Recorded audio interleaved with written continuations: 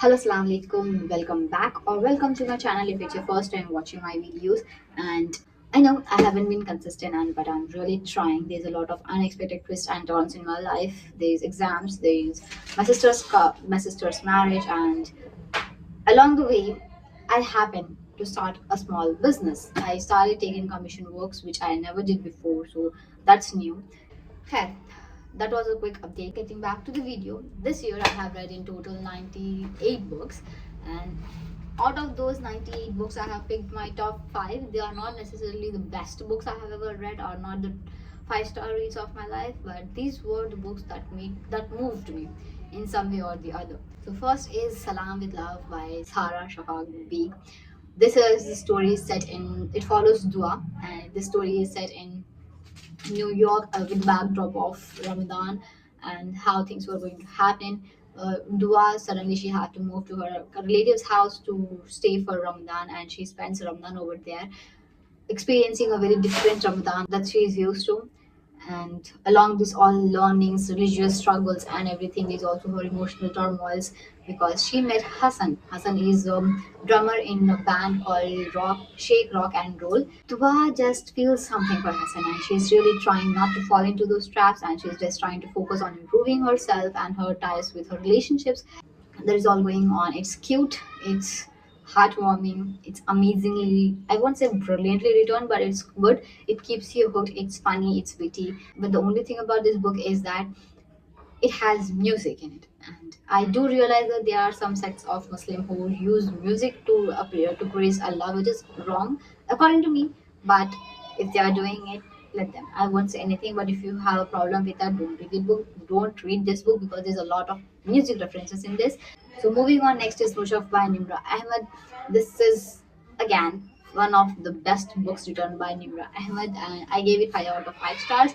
It is a story which follows Mahmoud Ibrahim, whose father died quite recently, and after her father's death, her uncles took over the business, and they were made they were made maids in their own house. The story is kind of very basic. You might have come across the story in any of the Pakistani dramas.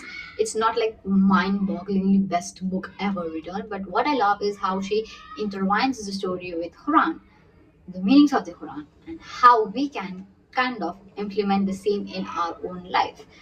That's what I love the most about this book. It says that the Quran is not a book that you recite and keep it in the shelves. It's a book, it's something that teaches you how to live rather than just recite and forget about it. You are supposed to recite and implement it. That's the main idea of this book. So, next is a emotional roller coaster as long as lemon trees rose. And just a side note, I painted it and it looks, let's say that it looks beautiful. Okay, just say that it looks amazing. Okay, so this story is set in Syria about the Syrian revolution, how people were killed, massacred, and how everything was happening. So it follows the life of Salama, who is a student. Salama who is a medical student, and she used to live with her mother, brother, father, and her sister-in-law, which is Laila, and they were all living well together. But one day, when the attack started, when Syria was being occupied and all those things were happening, her father and mother died. Her brother was taken away, and Laila was expecting, and she was with Salama. Salama was working in the hospital to save as many lives as possible. Even though she was just a medical student, she had to do surgeries, she has to attend to people, and she was saving a lot of lives. But she has to move away from Syria as well in order to save her life and Laila's life and also the upcoming child.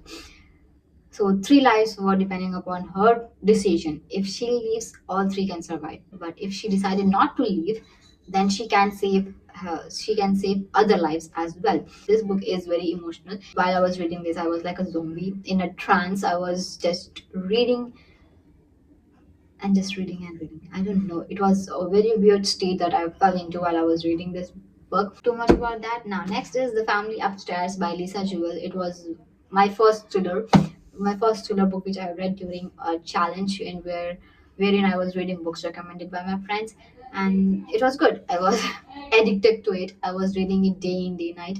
Okay, it follows the family.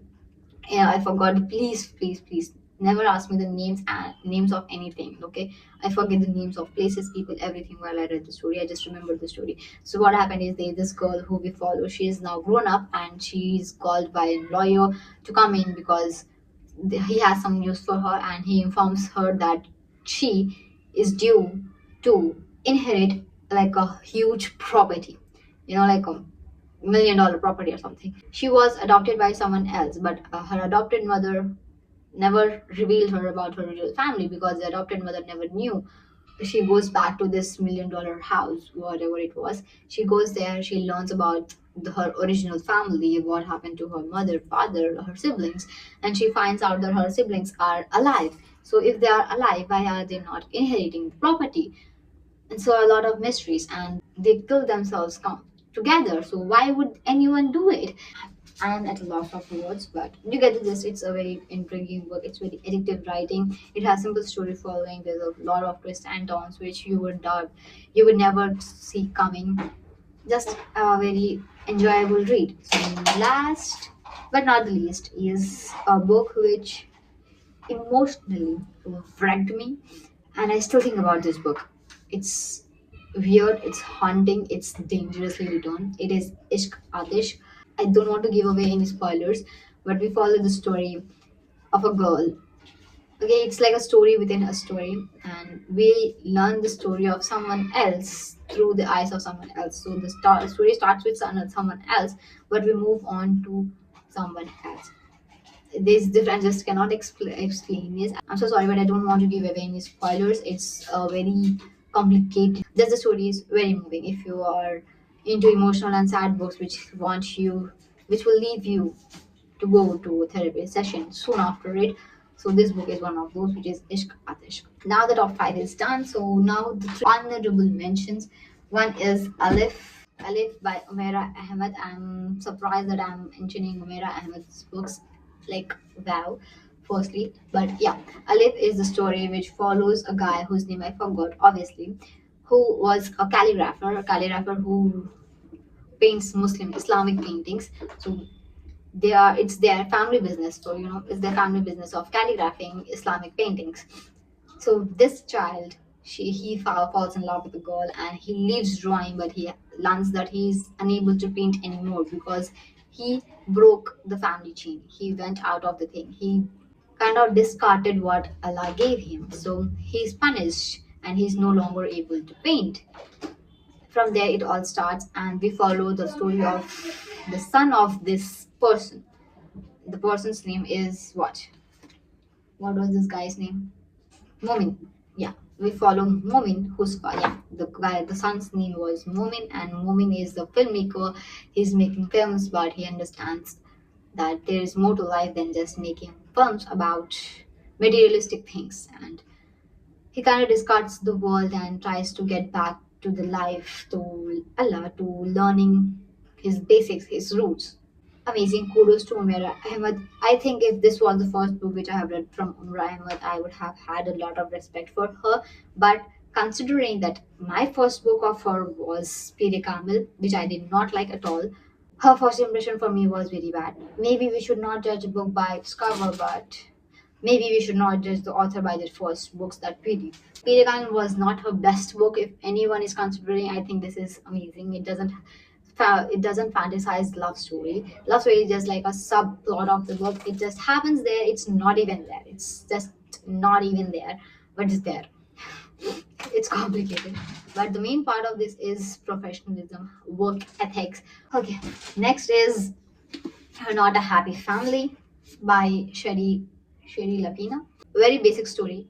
Okay, two millionaires found dead in their house, and every single person in the house, their sons, their children are suspects because if their parents died, they would inherit millions. So obviously, the children could have done it, and everyone in some way or the other way needs their money.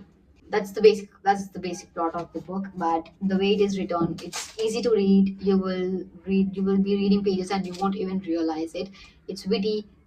I think many people don't like it because they think it doesn't have many plot twists. It's very easy. It's very basic kind of thriller, but it's a book I think one should read when they are not in the mood of anything and their brain just want and they just want their brain to shut up. Like there's a lot happening in the brain. There are a lot of like too many tabs open and you just want to close them off. And I think this works as like an airplane mode. It puts you on an airplane mode. You're just reading, reading, reading, reading. There's not more to carry on. There's not more to add up. Things are happening and you're just moving with it.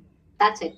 Last but not the least is Who the F Are You? It's a graphic novel which I loved. It's hilarious. It's easy to read, and I'm looking forward to read the second book.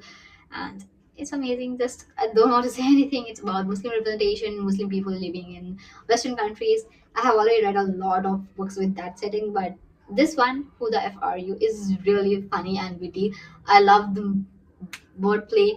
I love everything about it. The drawing, the easiness of it, everything is so beautiful. And looking forward to 2026, I guess. And for 2026, I have a few books which I really, really want to read, which are not yet here, but I will make another video about my 2026 TBR. I think I have one, two, three, four, five, six. I think I have seven books which I want to desperately read, and I will read it in 2026, inshallah. So I will see you in next, and do comment down below how did your reading go in 2025. What are your top five of 2025, and what would you recommend me to read next year, like mean this year? And what are your TBR? What are the books on your TBR for 2026? It would be great to add a few books to my TBR list because my TBR list is getting a little shorter. I need new books to add to it. See you guys later. Allah Hafiz.